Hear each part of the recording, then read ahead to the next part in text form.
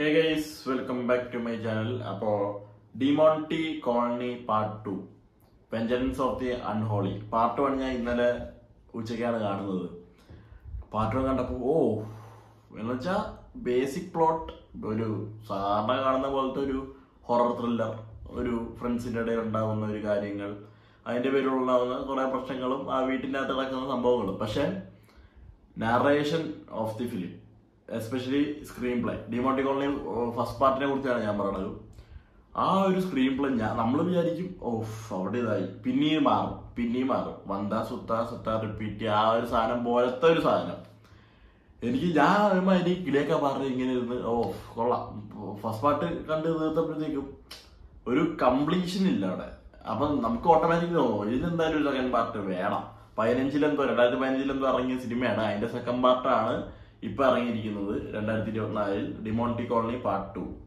അഭിനയിച്ചിരിക്കുന്നവർ അരുൾനിധി തമിഴരസ്, main lead ചെയ്തിരിക്കുന്ന മച്ചാനാണ് ഡിമോണ്ടി കോളനിയിലുള്ള. അതിൽ പിന്നെ വേറെ 2-3 പേരുണ്ട്, ഇതിൽ അവരാരുമില്ല.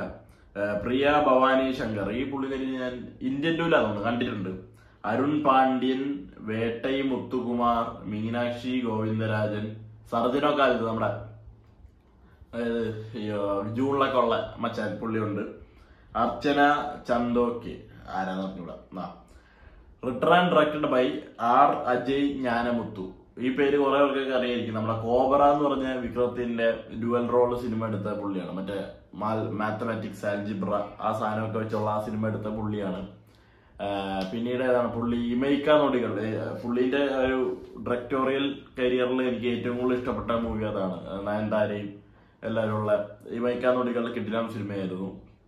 പിന്നെ എനിക്ക് ഏറ്റവും കൂടുതൽ ഇഷ്ടമുള്ള സിനിമ ഇതാണ്, ഡിമോണ്ടി കോളനി പാർട്ട് 2 കണ്ടിരിക്കുകയാണ്. സാംസിയസ് ആണ് മ്യൂസിക് ചെയ്തിരിക്കുന്നത്.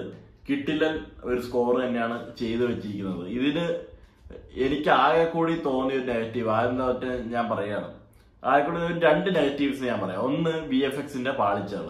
അത് നമുക്ക് പിന്നെ ഇതിന്റെ അടുത്ത നെഗറ്റീവ് കേട്ട് കഴിഞ്ഞാൽ അത് ഈ VFXന്റെ സീൻ മറയ്ക്കാനായിട്ടുള്ള ഒരു നെഗറ്റീവായിട്ട് നിങ്ങൾക്ക് ചിലപ്പോൾ തോന്നാം. ബഡ്ജറ്റിന്റെ ഇഷ്യൂ, ക്യാഷിന്റെ കുറവുണ്ടാവാം, പ്രൊമോഷന്റെ കുറവുണ്ടാവാം, ലാക്ക് ഓഫ് പ്രൊമോഷൻ. അത് കാരണമാണ് ഒറ്റ മനുഷ്യ ഈ സിനിമ കാണാൻ അധികമായിട്ട് ഇല്ലാത്തത്. പക്ഷെ ഈ 2 നെഗറ്റീവ്സ് ഒഴിവാക്കുകയാണെങ്കിൽ പടം കിട്ടില്ല.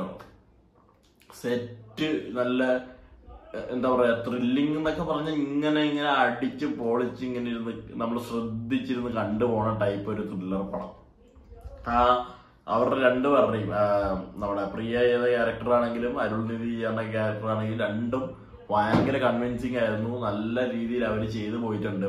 ആൻഡ് ആ ഒരു എന്താ പറയാ, ഒരു വില്ലൻ ഷെയ്ഡ് വരുന്ന ആ ഒരു ഗോസ്റ്റ് കഥാപാത്രം അടിപൊളിയായിരുന്നു. നമുക്ക് കാണുമ്പോൾ ഒരു രോമാഞ്ചമൊക്കെ വരും. പൊളി, അങ്ങനത്തെ ഒരു സാധനമായിരുന്നു അവിടെ. പിന്നെ ഉള്ളത് സ്ക്രീൻ പ്ലേ പുള്ളി തന്നെയാണ് എഴുതിയെന്ന് തോന്നുന്നു. അടിപൊളി കിട്ടിയില്ല എന്ന് പറഞ്ഞാൽ മറ്റേ നോൺ ലീനിയർ നറേഷൻ. ഞാൻ എപ്പോഴും പറയണേ, നോൺ ലീനിയർ നറേഷൻ വരുമ്പോൾ നമ്മൾ കുറെ നേരം ഇങ്ങനെ ബ്ലാങ്ക് ആയിട്ട് നോക്കും. ഇതെന്തോന്നല്ലേ അവിടെ ഇങ്ങനെ എന്താ ഭ്രാന്ത് പിടിക്കാൻ നമുക്ക്. കുറച്ച് കഴിയുമ്പോൾ അവിടെ കണക്ഷൻ, ഇവിടെ കണക്ഷൻ, ഇവിടെ നിന്ന് ഇങ്ങോട്ട് കറക്റ്റ് ഇങ്ങനെ കൊണ്ട് യോജിപ്പിക്കുന്ന ഒരു സാധനമുണ്ട്. സൂപ്പർ, ജസ്റ്റ് സൂപ്പർ എന്നേ പറയാവുള്ളൂ. പിന്നീട് എന്താ പറയാ, സാംസിയസിന്റെ മ്യൂസിക് കുറെ ഇടത്തൊക്കെ നല്ല രീതിയിൽ വർക്കായിട്ടുണ്ട്. എസ്പെഷ്യലി ക്ലൈമാക്സ് പോർഷന്റെ അവിടെയൊക്കെ. ഈ VFX കണ്ടിട്ട് നിങ്ങൾ ആരും ഈ പടത്തിനെ വിലയിരുത്തരുത്. കാരണം എന്ന് വെച്ച് കഴിഞ്ഞാൽ ഈ വവ്വാലൊക്കെ പറക്കണത് വവ്വാലിനെ മറ്റേ വരച്ചിട്ടിരിക്കുന്ന പോലെ തന്നെ നമുക്ക് തോന്നും. എങ്കിൽ പോലും ഈ പടം ആ ഒരു എഴുത്തിന്റെ ഗുണമാണ്. എന്ന് വെച്ചാൽ ഒരു ലൈബ്രറി ബുക്സിന്റെ റെഫറൻസ് ഒക്കെ ഇങ്ങനെ എടുത്ത് ഇങ്ങനെ അവിടെ നിന്ന് ഇങ്ങനെ ചെതറിയെടുക്കുന്നു. പിന്നെ കഥയ്ക്കുള്ളിലെ വേറെ കഥ എന്നൊക്കെ പറഞ്ഞ് കുറെ ഇതൊക്കെ കാണിക്കുന്നു. നമ്മുടെ എന്താ പറയാ, മൈൻഡ് ഭയങ്കര ഇതാക്കാൻ വേണ്ടി നമ്മുടെ എന്താ പറയാ, നമ്മുടെ ഒരു ഉൾമനസ്സിനെ ഇങ്ങനെ അവിടെ ചായോ ഇവിടെ ചായോ എന്നുള്ള ഒരു ആ ഒരു റിപ്പീറ്റേറ്റീവ് ആ ഒരു സാധനം ഇല്ലടേ. എനിക്ക് കറക്റ്റ് പറഞ്ഞതിന്റെ അറിഞ്ഞൂടെ.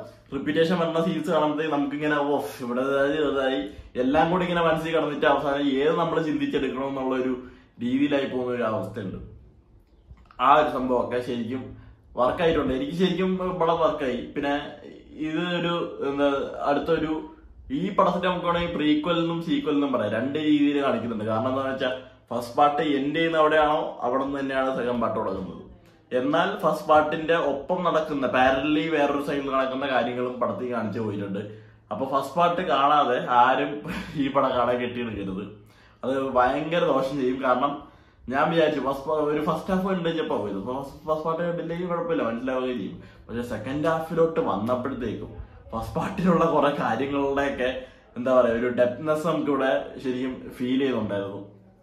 അങ്ങനെ ടോട്ടലി എനിക്ക് ഇഷ്ടപ്പെട്ട ഒരു സിനിമ. അല്ലാതെ കൂടുതലായിട്ട് എന്താ പറയാ വലിച്ചു നീട്ടിയൊന്നും പറയാനുള്ള, എല്ലാവരും കണ്ടു നോക്കാം. ഇത് കാണാൻ ആൾക്കാർ കുറവാണ്, അതാണ് അതിന്റെ ഒരു പ്രശ്നമുള്ളത്. അടുത്തൊരു പാർട്ടും കൂടെ ഉണ്ട്, അത് മിക്കവാറും ഒരു പ്രീക്വൽ, ഒരു പഴയ കഥയായിരിക്കും. എന്തായാലും കൊള്ളാം. പിന്നെ ഇതിലൊരു ഹിഡൻ ക്യാരക്ടർ ഉണ്ട്. ആ ക്യാരക്ടറിനെ നല്ല ഏതെങ്കിലും നടന് കൊടുത്ത് ഫലിപ്പിക്കാൻ പറ്റുവാണെങ്കിൽ ഈ പടം വിജയിക്കും. എനിക്ക് ശരിക്കും തോന്നിയ കാര്യമാണ്.